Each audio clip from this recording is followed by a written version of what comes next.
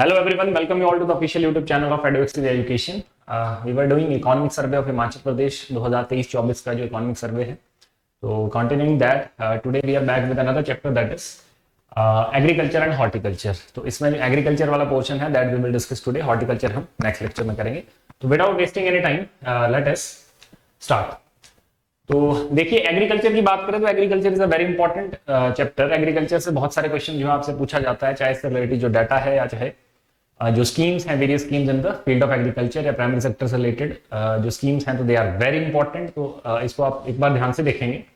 तो agriculture sector की बात करूं तो देखिए यहाँ पे कुछ डाटा जैसे यहाँ गिवन है दैट जो बजट एलोकेशन है एग्रीकल्चर के लिए, तो वो सिग्निफिकेंटली जो है वो इंप्रूव हुई है. देखिए 1294.96 करोड़ जो है 2017-18 का जो बजट था, एनुअल बजट, उसमें 1294 करोड़, लगभग 1300 करोड़ के आसपास जो है बजट एलोकेशन थी, जो बढ़कर 2023-24 में बढ़कर 1857.17 करोड़, ठीक है, 1875.17 करोड़ जो है पहुंच चुकी है. तो this is significant increase in the budget for agriculture. तो this is an important thing. उसके बाद अगर बात करें एग्रीकल्चर सेक्टर की, तो कंट्रीब्यूशन देखें एग्रीकल्चर और इसके जो सब सेक्टर्स हैं, ठीक है, तो इनका जो कंट्रीब्यूशन है तो उन पे एक बार बात कर लेते हैं. जैसे आप ये डायग्राम देख पा रहे होंगे यहाँ पे जो पाई चार्ट बना है, तो इसमें देखिए जो इसके सब सेक्टर्स हैं, जैसे क्रॉप सेक्टर हो गया, फिशिंग हो गया, फॉरेस्ट्री एंड लॉगिंग हो गया, और जो लाइफ स्टॉक सेक्टर है, जो मेजर 4 क्रॉप सेक्टर्स, 4 मेजर सब सेक्टर्स हैं एग्रीकल्चर सेक्टर के, तो उसमें से क्रॉप्स जो है वो सबसे बड़ा सेक्टर है. और ये जो है कंट्रीब्यूशन ऑफ सब सेक्टर्स इन टोटल एग्रीकल्चर, जो टोटल वैल्यू है जीएसवी, जो ग्रॉस स्टेट वैल्यू एडिशन है, तो उसमें जो 62% कंट्रीब्यूशन है वो सिर्फ और सिर्फ किसका है, क्रॉप सेक्टर का है, जो एक इंपॉर्टेंट मेजर सेक्टर है, सब सेक्टर है एग्रीकल्चर सेक्टर के अंदर. उसी तरह से उसके बाद देखें तो फॉरेस्ट्री सेक्टर या जो फॉरेस्ट्री एंड लॉगिंग है, तो उसका 27.3%. देन जो लाइफ स्टॉक सेक्टर है, अगेन वेरी इंपॉर्टेंट, तो उसका 9.6%. और फिशिंग सेक्टर का लीस्ट जो है दैट इज 1.1% कंट्रीब्यूशन जो है टोटल जो वैल्यू है उसमें बनता है. तो यहाँ पे भी यही मेंशन किया गया. देखिए तो जो कंट्रीब्यूशन एग्रीकल्चर और अलाइड सेक्टर का टोटल वैल्यू में, तो दैट इज करंट प्राइसेस पे वो increased 49% from 17,767 crore in 2018-19 to 26,458 crore in 23-24. 2018-19 में जो टोटल कंट्रीब्यूशन था दैट वाज 17,000 करोड़ के आसपास, 17,767, जो कि इंक्रीज होके कितना पहुंच गया है अभी 26,458 करोड़ 2023-24 का फाइनेंशियल ईयर की बात करें. And this increase is 49%. तो दिस इज वेरी इंपॉर्टेंट.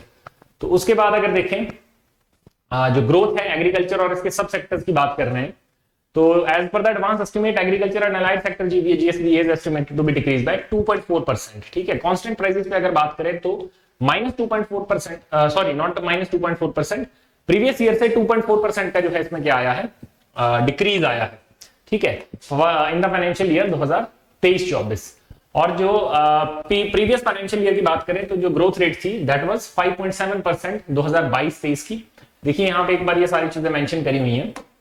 तो ये जो डिक्रीज है 2.4% का, तो it is mainly attributed to decrease in the crop sector. Crop sector की अगर आप बात करिए, जो ब्लू लाइन है यहाँ पे देखिए, तो -6.5% जो है ग्रोथ रेट से जो है ग्रो करा है क्रॉप सेक्टर. तो that is a significant factor in the declining growth rate of agriculture sector in the financial year 2023-2024. उसके अलावा दूसरे सेक्टर की बात करें, जैसे लाइफ स्टॉक की बात करें, तो लाइफ स्टॉक सेक्टर जो है आपका, this is life stock sector, तो 4.1% जो है इसका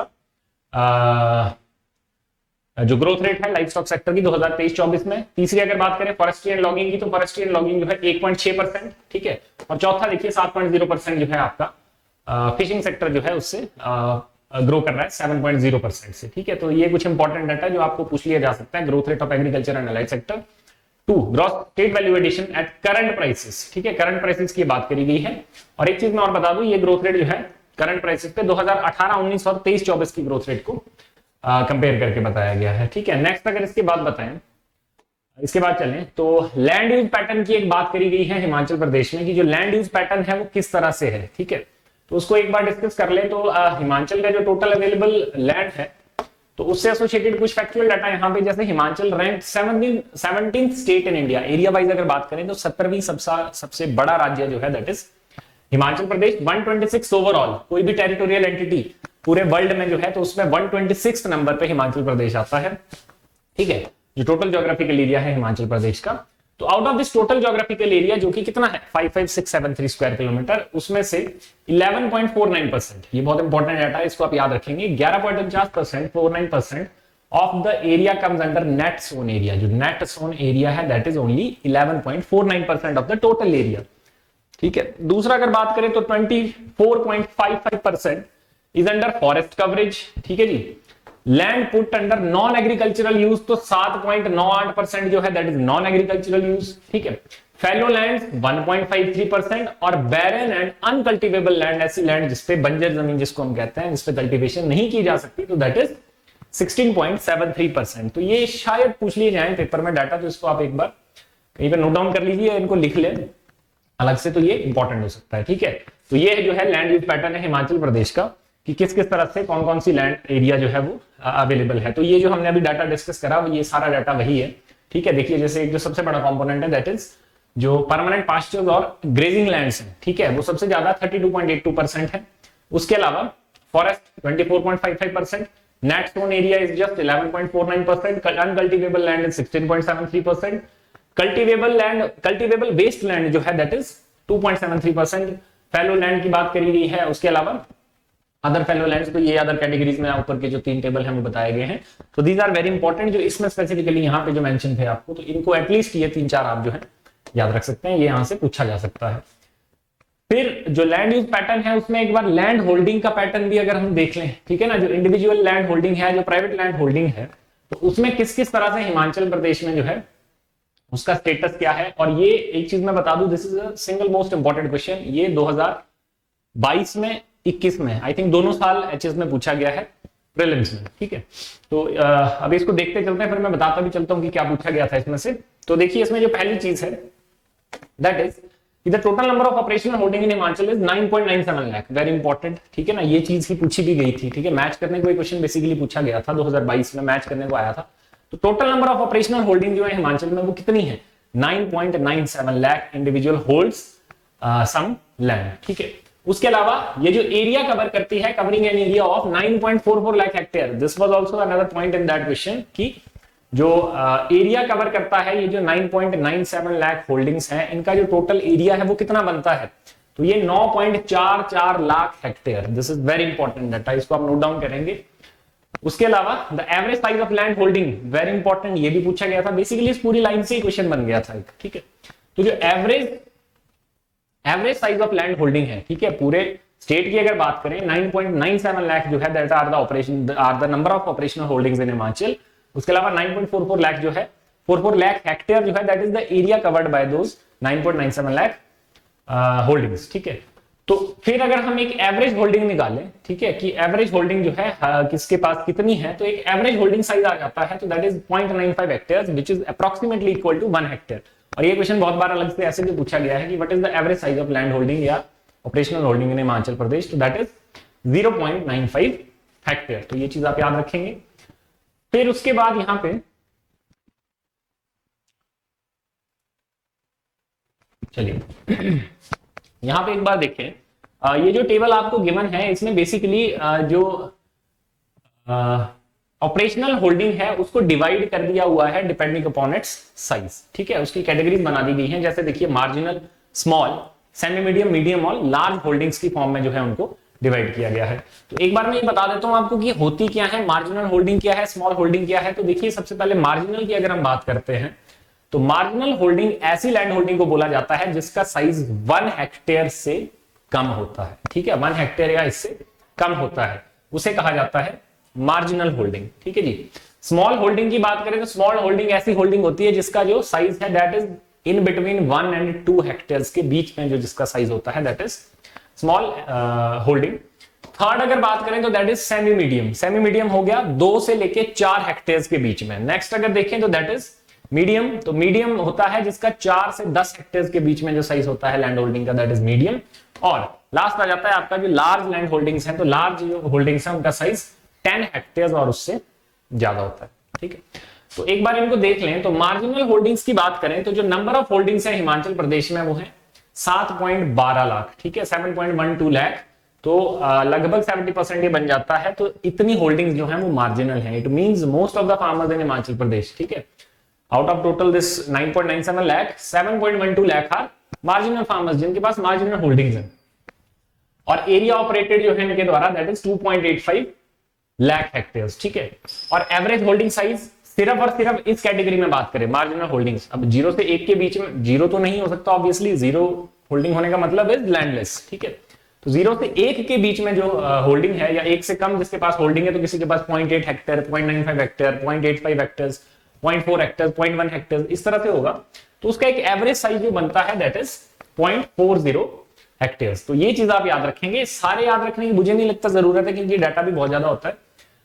एवरेज साइज आप याद रख लेंगे अलग अलग कैटेगरीज में, मार्जिनल में जो एवरेज लैंड होल्डिंग साइज है वो कितना है, स्मॉल में कितना है, सेमी मीडियम में कितना है, मीडियम में कितना है, लार्ज में कितना है। ठीक है, और number of holdings obviously can be asked. ठीक है, कि सबसे ज्यादा जो नंबर ऑफ होल्डिंग्स हैं वो किसकी हैं, तो they are marginal land holdings which are 7.12 lakh.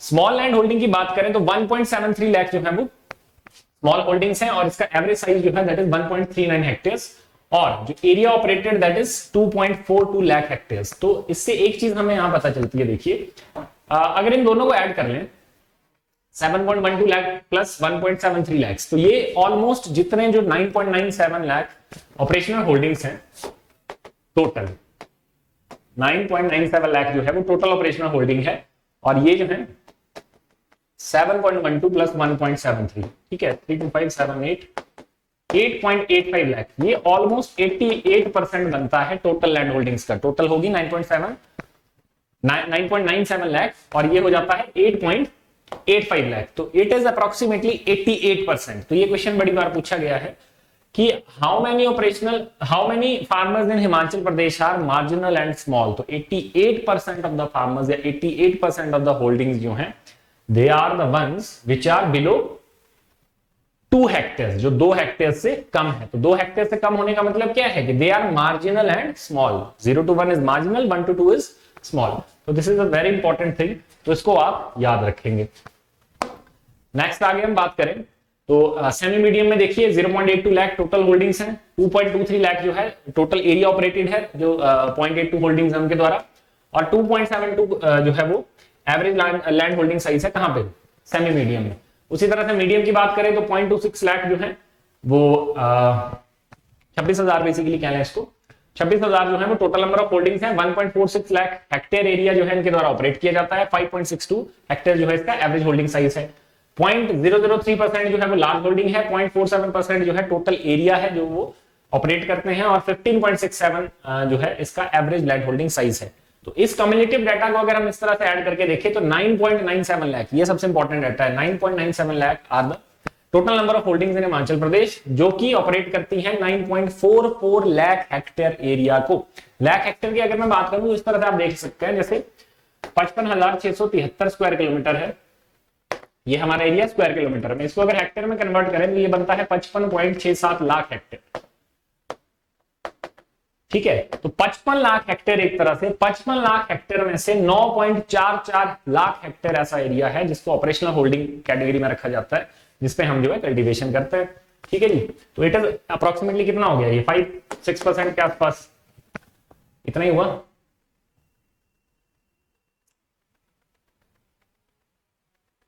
Five 6% नहीं, 10% के आसपास हुआ है, 10% से थोड़ा ज्यादा हुआ। ठीक है, 10% से कुछ ज्यादा। ठीक है जी, तो ये चीज है। फिर उसके बाद अगर नेक्स्ट हम बात करें यहां पे, तो ये वही चीज जो टेबल हम पर डिस्कस करा उसी की बात करेगी है, अगेन सेम डाटा है ये। तो ये हो गया लैंड होल्डिंग की बात, उसको आप याद रखेंगे, एक इंपॉर्टेंट चैप्टर है, इंपॉर्टेंट टॉपिक है यहाँ से एग्रीकल्चर से। यहाँ से क्वेश्चन पहले भी पूछा गया, फिर से पूछा जा सकता है। रेनफॉल पैटर्न की बात कर लेते हैं हिमाचल प्रदेश में। तो Himachal Pradesh received 879 millimetre of rainfall from June to September 2023। ठीक है, जो मानसून था, जून टू सितंबर जो मानसून का टाइम होता है, उस समय हिमाचल प्रदेश में जो एवरेज एनुअल रेनफॉल था उस समय पे जून से सितंबर का, तो दैट वाज 879 mm। ठीक है, जो कि पिछले साल जो रेनफॉल हुआ था सेम मानसून पे 734 mm, उससे जो है 144% जो है ज्यादा था। तो पहली चीज ये इस तरह से एग्जैक्टली ये लाइन पूछ ली जाती है। दूसरी बात, जो विंटर रेनफॉल जो होता है उसकी बात करें तो अक्टूबर टू दिसंबर अगर बात करें 2023 में, तो 45 mm रेनफॉल जो है that has been seen, which is 38% less था 83 mm से, जो कि सेम टाइम पे पिछले साल में जो है वो हुआ था। ठीक है जी, तो ये दोनों चीजें आप याद रखेंगे, ये यहां से पूछा जा सकता है। ठीक है, फिर ये कुछ पॉइंट्स हैं यहाँ पे, इनको डिटेल में डिस्कस करने का मुझे नहीं लगता कोई खास मतलब है। कुछ चीजें जैसे जो प्रीलिम्स में स्टैटिक पोर्शन करके पूछ ली जाती है यहाँ से, जैसे डोमिनेंस ऑफ रेनफेड एग्रीकल्चर। तो हिमाचल प्रदेश की बात करें तो एक हिमालयन स्टेट है, अबंडेंट अमाउंट ऑफ रेनफॉल जो है यहाँ पे रिसीव होता है, मानसून जो है अच्छी खासी बारिश करके जाता है यहाँ पे। तो जो 80% ऑफ द फार्म लैंड है हिमाचल प्रदेश में, ठीक है, तो दैट इज रेनफेड। एक तरह से रेनफेड एग्रीकल्चर जो है, रेन डिपेंडेंट जो है वो 80% of the region that is rain dependent agriculturally अगर हम बात करें। तो ये चीज पूछी जाती है प्रीलिम्स में कि कितना परसेंट एरिया। अभी एक पेपर पब्लिक सर्विस कमीशन ने पीछे करवाया, पीजीटी का पेपर या कोई पेपर करवाया, उसमें ये चीज शायद पूछी गई थी, if I am not wrong PGT का पेपर था, ठीक है जी। तो क्या रीजन है इसके, ठीक है। तो देखिए जो इंपॉर्टेंट सीरियल क्रॉप्स है जैसे राइस, मेज, व्हीट जो है यहाँ पे उगाई जाती हैं, तो उसके लिए रेनफॉल जो है एक इंपॉर्टेंट चीज है, ठीक है। की ऑयल सीड क्रॉप्स है जैसे सोयाबीन हो गया, सनफ्लावर हो गया, ठीक है। तो खरीफ सीजन के टाइम पे जो है ये जो रेनफॉल है तो वो जो है इनके लिए क्रूशियल है, ठीक है। उसी तरह से पल्सेस कल्टीवेशन की बात करी गई है। उसके अलावा एग्रोक्लाइमेटिक जोन्स यहाँ पे, ये आपको वैसे आपने जो स्टैटिक हिमाचल जीके आप पढ़ते होंगे तो उसमें आपने ये चीज पढ़ी होगी, जो एग्रोक्लाइमेटिक जोन है, ठीक है। तो एग्रोक्लाइमेटिकली जो डिवाइड किया गया है हिमाचल प्रदेश को, तो 4 जोन यहाँ पे मेंशन है, and I think there are 5 zones जो हम पढ़ते हैं, तो 4 यहाँ पे मेंशन है। सब ट्रॉपिकल एंड सब माउंटेन जोन है, तो जो लोअर हिल्स है शिवालिक वाला रीजन उसको सब ट्रॉपिकल जोन बोलते हैं, ठीक है। फिर सब टेम्परेट जोन आ गया। सब टेम्परेट जोन बेसिकली जो मिड हिल्स आ जाती हैं, जहां पे टेम्परेट टू सब टेम्परेट क्लाइमेट जो है वो वेरी करता है, तो दैट इज सब ह्यूमिड मिड हिल्स उसको कह सकते हैं। उसके अलावा वेट टेम्परेट हाई हिल्स हो गया, ठीक है, वेट टेम्परेट जो हायर हिल्स है। तो तीसरा जो एग्रोक्लाइमेटिक जोन है वो है। और चौथा अगर देखें तो ड्राई टेम्परेट हाई हिल्स, जिसमें जो अल्पाइन एरिया है स्टेट के वो आ जाते हैं, ठीक है। जो कोल्ड डेजर्ट जैसे स्पीति की अगर हम बात कर लें तो वो वाले रीजन आ जाते हैं। तो एग्रोक्लाइमेटिकली क्लासिफिकेशन यहाँ पे और कुछ भी नहीं दिया गया है, सिर्फ इतना मेंशन किया गया है कि कौन कौन से एग्रोक्लाइमेटिक जोन है। इसमें वही चीज है कि कौन कौन सी जो रेन डिपेंडेंट जो क्रॉप है, ठीक है, वो हमारी कौन कौन सी है। तो मुझे नहीं लगता इसमें से पूछे जाने वाली कोई चीज है। एक चीज यहाँ से जो that can be asked, that is जैसे यहाँ पे देखिए कि जो रेनफॉल डिस्ट्रीब्यूशन की बात करी गई है, तो state experiences 4 distinct season concerning rainfall, ठीक है ना। जो 4 अलग अलग सीजन है उसमें रेनफॉल यहाँ पे देखा जाता है। तो यहाँ पे अगर एवरेज एनुअल रेनफॉल की बात करें तो दैट इज 1251 mm, और ये बहुत इंपॉर्टेंट क्वेश्चन है। Average annual rainfall Himachal Pradesh का 1251 mm। Kangra district receive the highest rainfall, very important, ठीक है। 1251 mm जो है एवरेज एनुअल रेनफॉल है, जिसमें सबसे ज्यादा एनुअल रेनफॉल जो है वो कांगड़ा में रिसीव किया जाता है, followed by Chamba, Sirmaur and then Mandi. तो ये आप चीज याद रखेंगे, ये पूछ लिया गया है पहले भी और फिर से दूसरी बार भी पूछा जा सकता है, ठीक है। फिर उसके बाद agriculture and allied activities trends in output. तो जो एग्रीकल्चरल आउटपुट है उस पर हमारी थोड़ा सा यहाँ पे डिस्कशन किया गया है कि जो एग्रीकल्चरल आउटपुट है, तो नेट सोन एरिया में देखिए, नेट सोन एरिया जो है that has increased marginally from 539,000 hectares in 2008 to 543,000 hectares in 2018-19, ठीक है। तो जो नेट सोन एरिया है 11.53%, अभी जो हमने पढ़ा था 11.53, हाँ 11.53%, तो उसकी बात करी गई है। तो वो 11.53% बनता कितना है, तो वो बनता है आपका 543,000 हेक्टेयर। 2018-19 का जो लेटेस्ट डाटा है तो उसके अकॉर्डिंग 543,000 हेक्टेयर, 543,000 हेक्टेयर 2018-19 में जो था वो this net sown area was that, जो कि एक मार्जिनल इंक्रीज है 2008-9 के मुकाबले, जब ये 539,000 हेक्टेयर था, ठीक है। 539,000 का मतलब हो गया 5,39,000 हेक्टेयर, ठीक है, और 5,43,000 हेक्टेयर, तो एक तरह से 4,000 हेक्टेयर इंक्रीज हुआ है पिछले 10 साल में अगर हम बात करें, ठीक है। तो ये यहाँ पे मेंशन किया गया है। मेजर क्रॉप देखिए, ये पता ही है आपको, व्हीट होता है, maize, rice, barley, pulses are major crops constituting nearly 82% of the cultivable area. जो टोटल कल्टिवेटेड एरिया है हिमाचल प्रदेश में जिसपे कल्टीवेशन की जाती है, तो 82% एरिया उसमें से ऐसा है जो उसमें ये जो 4-5 क्रॉप्स यहाँ पे मेंशन करी गई है, rice, maize, wheat, barley and pulses, these are the major crops which are produced on the 82% of the total cultivable area in Himachal Pradesh. तो this could be an important data। फिर यहाँ पे एक और इंपॉर्टेंट चीज है, ये भी आपसे पूछी जा सकती है कि जैसे which crop has the highest area under cultivation, इस तरह से क्वेश्चन आ जाता है। तो देखिए यहाँ पे मेंशन है पहले नंबर पे व्हीट जो है, तो wheat is the crop having highest area under cultivation, जो कि कितना है 34.90% है ना। दूसरे नंबर पे देखें तो मेज जो है दैट इज 31.37%, 31.37% एरिया जो है वो मेज कल्टीवेशन के अंदर है। और दोनों में अगर ऐसे भी पूछ लिया जाता है कई बार कि व्हीट कल्टीवेशन और मेज कल्टीवेशन के अंदर हाईएस्ट एरिया अंडर कल्टीवेशन एक चीज, और दूसरा कि प्रोडक्शन सबसे ज्यादा कहां है, तो दोनों का आंसर जो है आपका वो कांगड़ा है। ठीक है, area under cultivation under wheat और अंडर मेज बोथ, दोनों में जो है कांगड़ा में सबसे ज्यादा एरिया अंडर कल्टीवेशन है। और दूसरी चीज जो है कि प्रोडक्शन कहां पे सबसे ज्यादा है, तो प्रोडक्शन भी कहां सबसे ज्यादा है, कांगड़ा में सबसे ज्यादा है। तो this is an important thing. उसके अलावा इन दोनों की अगर मिला के बात करें तो 66% ऑफ द टोटल प्रोडक्शन जो है वो किसकी है, सिर्फ व्हीट और दिस मेज, इन दोनों की मिला के 66% ऑफ द एरिया जो है उस पर व्हीट और मेज ही प्रोड्यूस किया जाता है। जबकि उसके अलावा ये जो दो चीजें और बच गई, इनको मिला के फिर वो 82% हो जाता है। तो ये चीज आप याद रखेंगे, व्हीट मेज दिस इज इंपॉर्टेंट। तो स्टेपल क्रॉप्स है यहाँ पे, तो ये चीज पूछी जा सकती है। ठीक है, फूड ग्रेन्स की यहाँ पे देखिए एक डाटा और मेंशन है यहाँ पे, food grains contributed 42.10%, commercial crop 57.90% of total crop production in 2022-23। तो 2022-23 की बात की गई है कि जो फूड ग्रेन्स हैं वो जो है 42.10% कंट्रीब्यूट करते हैं, 42.10% कंट्रीब्यूट करते हैं जो टोटल क्रॉप प्रोडक्शन है उसमें, और जो कमर्शियल क्रॉप्स हैं वो 57.90% कंट्रीब्यूट करती हैं किसमें, टोटल ओवरऑल प्रोडक्शन में। ठीक है, production increase estimated for small millets and bajra, तो 145% का इंक्रीज जो है 2023-24 में देखा गया है जो स्मॉल मिलेट्स हैं एंड बाजरा है। मेज की बात करें तो small increase of 4.72% and marginal increase of 1.75% has been seen in the wheat production. 2023-24 का ये डाटा है, तो ये यहां से पूछा जा सकता है।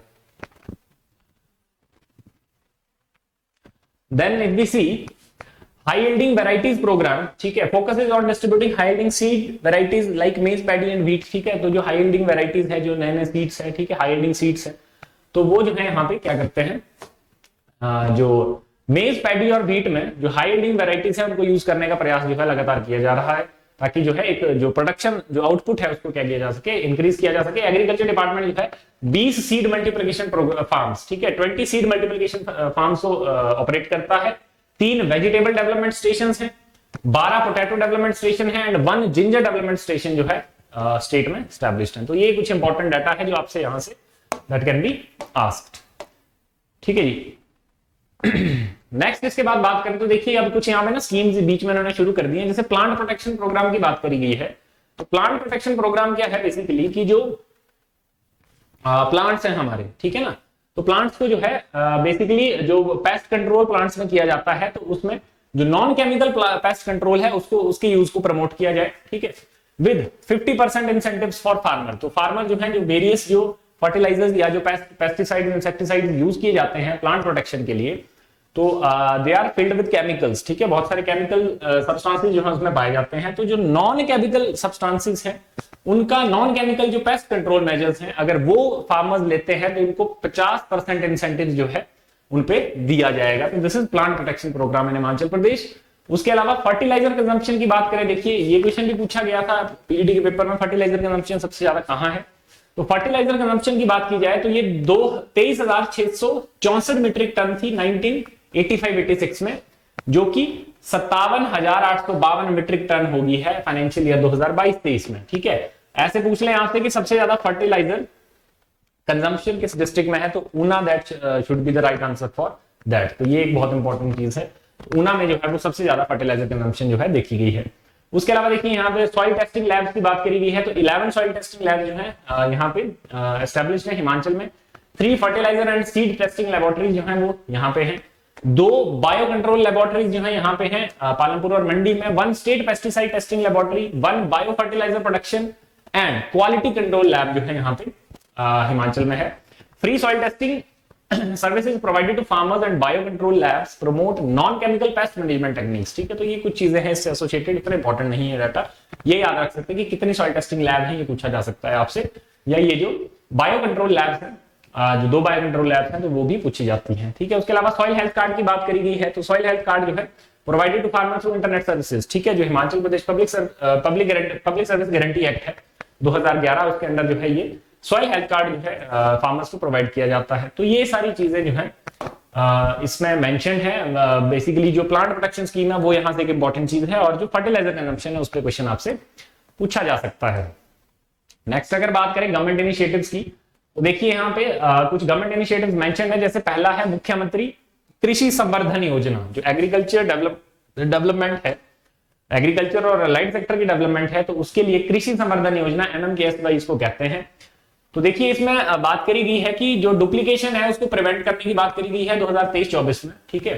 बजट प्रोविजन जो है इसके, तो 2023-24 का जो एनुअल बजट है उसमें 33.67 करोड़ का प्रोविजन जो है इसमें किया गया था इस स्कीम के अंदर। अब now there are various components under this scheme. तो इन कंपोनेंट्स पे देखिए यहाँ पे 4-5 कंपोनेंट्स हैं, तो इस तरह का क्वेश्चन पहले भी बहुत बार पूछा गया है, ठीक है। तो मुख्यमंत्री कृषि संवर्धन योजना में जो पहली चीज है that is cluster based vegetable production scheme. जो वेजिटेबल प्रोडक्शन है उसको एक सिग्निफिकेंट नंबर पे पहुंचाने के लिए और economically competitive vegetable crops and increase farmers income through cluster approach. तो क्लस्टर बना के जो है जो फार्मर्स इनकम है या जो प्रोडक्शन है उसकी, उसको क्या किया जाए, इंक्रीज किया जाए। तो that is the first component under the scheme.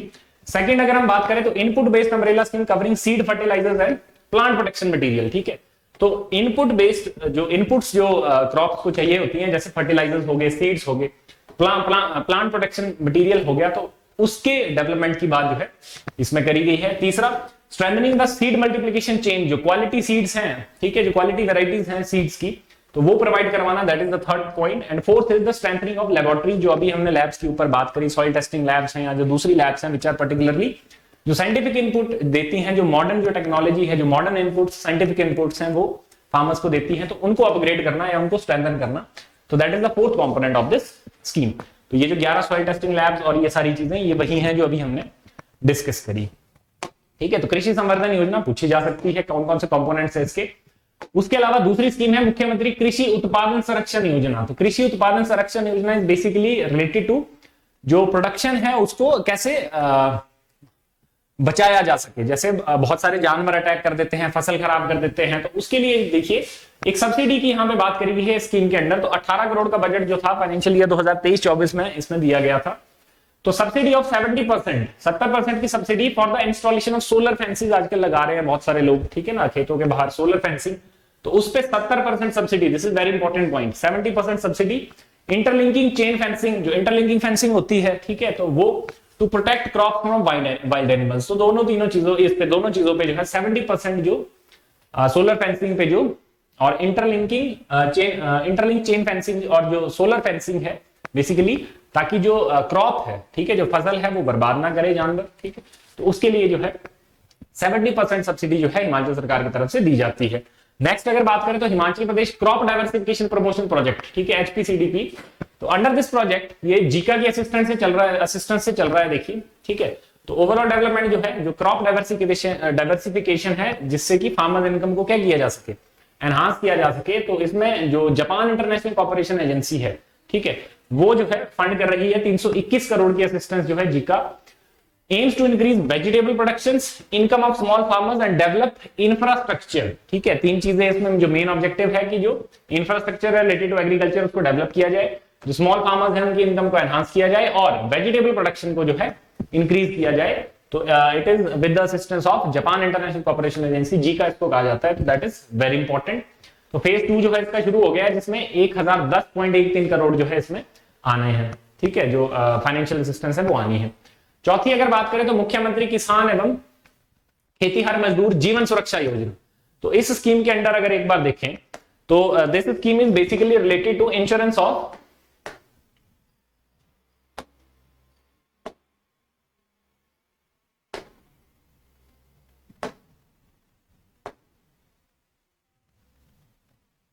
चलिए, ठीक है, मुख्यमंत्री किसान एवं खेतीहर मजदूर जीवन सुरक्षा योजना। तो ये जो है एक इंश्योरेंस कवर प्रोवाइड करवाती है जो एग्रीकल्चरल लेबरर्स हैं उनके लिए, ठीक है। तो देखिए किस तरह से, तो 2015-16 में जो है इसको इंट्रोड्यूस करा गया था to provide insurance coverage to farmers and agricultural labourers. जो फार्मर्स हैं, एग्रीकल्चरल लेबरर्स हैं, उनको अगर ड्यूरिंग फार्मिंग कोई लॉस हो जाता है, डेथ हो जाती है, या जो कोई परमानेंट या टेम्पररी डिसेबिलिटी जो है वो वो हो जाती है, तो कंपनसेशन जो है 10,000 से लेके 3 लाख के बीच की कंपनसेशन जो है इसमें आपको प्रोवाइड की जाएगी, डिपेंडिंग ऑन द इंजरीज, या डेथ हो गई है या किसी फार्म मशीनरी से कोई इंजरी जो है वो फार्मर्स में या जो एग्रीकल्चरल लेबरर्स हैं उनमें है, तो उस वजह से 10,000 से लेके 3 लाख तक का जो इंश्योरेंस पैकेज है वो स्कीम के अंदर जो है दिया जाता है। तो ये बहुत इंपॉर्टेंट स्कीम है, पहले भी जो है पूछी गई है हिमाचल प्रदेश में, ठीक है। फिर उसके बाद SAMB की बात करेगी है, आगे भी आ जाएगा, इसको डिस्कस करते हैं। नेक्स्ट देखिए प्राकृतिक खेती खुशहाल किसान योजना under zero budget natural farming. तो ये आपको ऑब्वियसली नाम से पता चल गया होगा, जो नेचुरल फार्मिंग है उसको प्रमोट करने के लिए, ऑर्गेनिक फार्मिंग जिसको कहा जाता है या जीरो बजट नेचुरल फार्मिंग जिसको कहा जाता है, तो उसके लिए प्राकृतिक खेती खुशहाल किसान योजना, इसमें देखिए aims to promote zero budget natural farming या ऑर्गेनिक फार्मिंग इसको हम कह लें, टू रिड्यूस कल्टीवेशन कॉस्ट। ठीक है, तो उसमें जो कल्टीवेशन कॉस्ट है वो ऑब्वियसली कम हो जाती है, जो नेचुरल तरीके हैं उनका यूज किया जाता है, जो महंगे फर्टिलाइजर्स आते हैं, केमिकल सब्सटेंसेस आते हैं, उनका यूज नहीं किया जाता है। ठीक है, तो बेसिकली कल्टीवेशन कॉस्ट को कम करने के लिए जो है इट इज बीइंग प्रमोटेड, और जो प्रोडक्शन है उसकी जो क्वालिटी है उसको भी इंक्रीज करता है। तो ये जो है encourages use of biopesticide and bioinsecticides. तो वही जो मैंने बोला कि जो केमिकल बेस्ड जो पेस्टिसाइड्स और इंसेक्टिसाइड्स हैं उनके यूज को रिड्यूस करके जो बायोपेस्टिसाइड्स और बायोइंसेक्टिसाइड्स हैं उनके यूज को जो है ये प्रमोट करता है। तो 1,78,643 farmers covering 24,210 hectares have opted for the natural farming. ये अभी तक का डाटा जो है 1,78,643 farmers covering an area of 24,210 hectares. तो ये लोग जो है नेचुरल फार्मिंग को अडॉप्ट कर चुके हैं। तो जो 2023-24 में जो बजट एलोकेशन थी स्कीम के लिए दैट वाज 13 करोड़। तो दैट इज वेरी इंपॉर्टेंट, पूछा जाएगा। नेक्स्ट स्कीम की अगर बात करें तो जल से कृषि को बल। ठीक है, तो ये लास्ट स्कीम है, आई थिंक इसको हम डिस्कस करते हैं आज, फिर इसके बाद हम यहां से कल करेंगे। तो जल से कृषि को बल योजना, ठीक है, तो ये बेसिकली क्या है, ये एक वाटर इरिगेशन स्कीम है जिसमें कि चेक डैम्स और पॉन्ड्स बना के जो हमारे खेत है वहां पे पानी पहुंचाने के लिए जो फैसिलिटी है वो दी जाए। तो provide water for irrigation through construction of check dams and ponds. तो चेक डैम्स एंड पॉन्ड्स के थ्रू जो है जो इरिगेशन फैसिलिटी है उसको यहाँ पे प्रोवाइड करा जाए। तो इस स्कीम के लिए जो पूरी कॉस्ट है इसकी, the whole cost of the scheme was being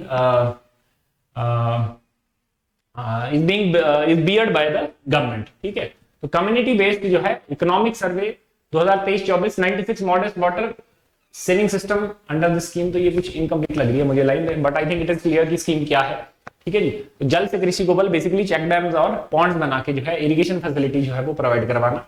एक और स्कीम डिस्कस कर लेते हैं, फ्लो इरिगेशन स्कीम, ये भी इसी से रिलेटेड है। ठीक है, तो फ्लो इरिगेशन स्कीम पहले भी पूछा गया है ये पेपर में। इट इज बेसिकली अगर आप लोगों को पता होगा पुराने टाइम पे कुल एक चीज होती थी, कुल्स। ठीक है, तो कुल जो है इरिगेशन के काम आते थे, चैनल्स बनाए होते थे, लकड़ी के मेनली बने होते थे, तो जहां से पानी फ्लो करता था और जिसको खेतों में जो है वहां से इरिगेशन फैसिलिटी जो है प्रोवाइड की जाती थी। तो उन कुल्स का जो कल्चर है वो अभी जो अगर पिछले 10 साल में अगर मैं बात करूं तो वो क्या है, काफी ज्यादा कम हो गया है, बड़ी गिनी चुनी कुल्स जो है वो बचनी है। तो strengthening and renovation of those kuhls. ठीक है, तो उन कुल्स को फिर से क्या किया जाए, बिकॉज वो एक बहुत इफेक्टिव तरीका था इरिगेशन फैसिलिटी प्रोवाइड करने का, तो उनको फिर से स्ट्रेंथन किया जाए। इसके लिए फ्लो इरिगेशन स्कीम जो है वो दैट हैज बीन स्टार्टेड। तो इसका जो 100% एक्सपेंडिचर है कम्युनिटी बेस्ड वर्क पे जो वो है गवर्नमेंट बियर करेगी उसको। ठीक है, एक चीज 50% सब्सिडी फॉर बोरवेल्स के लिए 50% और शैलो वेल्स के लिए कंस्ट्रक्शन के लिए, शैलो वेल कंस्ट्रक्शन और बोरवेल कंस्ट्रक्शन दोनों के लिए जो है 50% सब्सिडी का प्रोविजन जो है स्कीम में इज गिवन। बजट एलोकेशन की बात करें तो 8 करोड़ 2023-24 में इसके लिए सैंक्शन किया गया था। ठीक है जी, तो ये थे आज की कुछ स्कीम, इसके बाद अभी काफी लंबा बचा है ये। ठीक है, तो आज के लेक्चर में इतना काफी है। नेक्स्ट लेक्चर में हम इसके बाद का जो डिस्कशन है उसको कंटिन्यू रखेंगे। Thank you.